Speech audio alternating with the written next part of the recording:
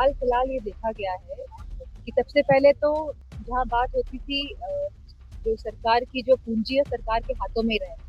तो जब से भारतीय जनता पार्टी आई है, जितनी भी सरकार की पूंजियां हैं, चाहे वो हमारे रेलवेज हो, चाहे वो हमारे एयरपोर्ट्स हो, वो वो प्राइवेटाइज कर दिए गए हैं। भारतीय जनता, और जितना प्राइवेटाइजेशन भारतीय जनता पार्टी के समय हुआ है, निजीकरण जिसको कहा जाता है, जहाँ पे अगर सरकारी चीजें होती है, सरकारी व्यवस्थाएं होती है, तो फिर मैं समझती हूँ आरक्षण भी लागू होता है नौकरियों में।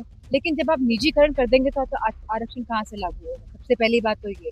और जहाँ जो किराए की बात हुई थी, लगातार देखा गया है कि किराए बढ़ते जा रहे हैं, चाहे हवाई जहाज हो, चाहे वो रेलवे स्टेशन हो, और आम लोगों को जो इससे दिक्कतों का सामना करना पड़ा। और इसी के साथ जब भी कोई बड़ी त्रासदी होती है देश में, तो तब आप देखेंगे जो 10,000 रुपए का टिकट होता है हमारे एयरपोर्ट्स का, एयरलाइंस का, वो सीधे 3 गुना हो जाता है। जब पहलगाम वाली घटना हुई, इतनी बड़ी घटना हुई, तो जो वहां से जो टूरिस्ट लोग वापस आए थे, तो जिम्मेदारी कौन लेगा? टूरिस्ट जो लोग वापस आए तो उनको 3-3, 4-4 गुना ज्यादा टिकट लेके रेलवे जहाज के वापस आना पड़ा। तो आखिरकार इसकी जिम्मेदारी कौन लेगा?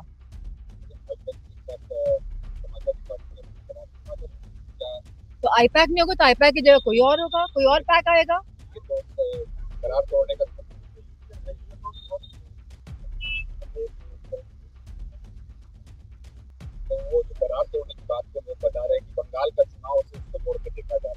तो आईपैक खाली एक ही कंपनी थोड़ा ना, आईपैक की तरह बहुत अन्य संस्थाएं भी हैं जो चल रही हैं, जो जो एकदम खुले में ओपन नहीं है, मतलब लोग नहीं जानते उनके बारे में, तो उनको हायर करके समाजवादी पार्टी ऑलरेडी कार्य कर रही है।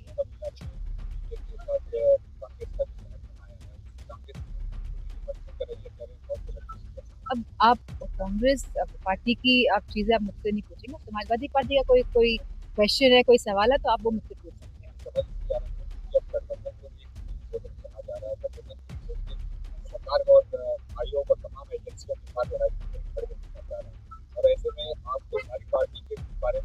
दो हजार मुझे लगता है 17 के बाद से लगातार समाजवादी पार्टी उत्तर प्रदेश में लड़ रही है, और मजबूती के साथ लड़ रही है। क्योंकि बंगाल का चुनाव हुआ तब हमें और भी जानकारी मिल रही है कि और ये किस तरह के हथकंडे अपनाएंगे गलत तरीके से चुनाव जीतने के लिए।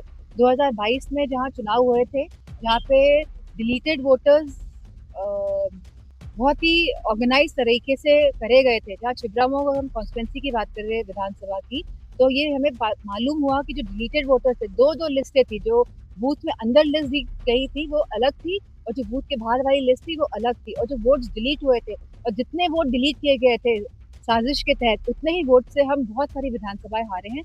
तो हमारी पार्टी का केवल एक, और इसके साथ ही जो इलेक्शन कमीशन द्वारा नोटिस दिया गया था राष्ट्रीय अध्यक्ष जी को कि आप प्रूफ दीजिए, तो इसके साथ एफिडेविट के साथ जब प्रूफ इलेक्शन कमीशन के पास जमा किया गया, तो इलेक्शन कमीशन के पास कोई भी जवाब नहीं है।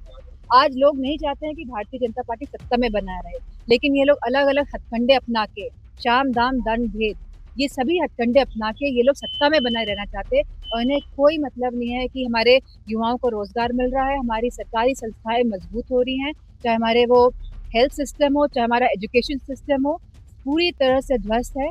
और लॉ एंड ऑर्डर भी पूरी तरह से उत्तर प्रदेश में ध्वस्त है। जो महिलाओं की जो आज हालत है, जो स्थिति है, चाहे जो भी भाजपा शासित राज्य है, चाहे हमारा उत्तर प्रदेश हो, चाहे उत्तराखंड हो, चाहे मध्य प्रदेश हो, सभी जगह लगातार महिलाओं के साथ जघन्य अपराध बढ़ रहे हैं। ये एनसीआरबी के आंकड़े हैं, और ये बहुत ही दुखद बात है कि भारत जहाँ पे देवियों की पूजा होती है, जहाँ पे कन्या पूजन होता है, वहाँ की स्थिति आज ये है।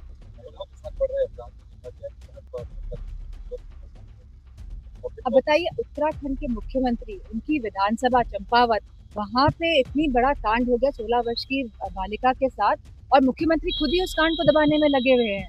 जब मुखिया ही अगर इस तरह की बातें करेगा, तो बताइए आप क्या समाज को आप एग्जाम्पल देंगे, क्या आप दिशा देने की दिशा देंगे समाज को? तो हमारी मांग है कि जो कल्प्रिट्स हैं, जिन्होंने जघन्य अपराध किया है 16 साल की बालिका के साथ, आप उनको सख्त से सख्त कार्रवाई करिए, उन पे एफआईआर करिए, ना कि केस को रफा दफा करके दबाने की कोशिश करिए, उनके परिवार को उत्पीड़न करिए।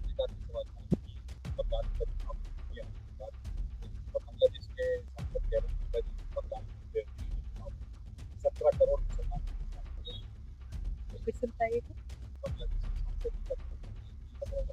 अब दिल्ली में चुनाव तो कब होगा? जब होगा तब का तब देखेंगे।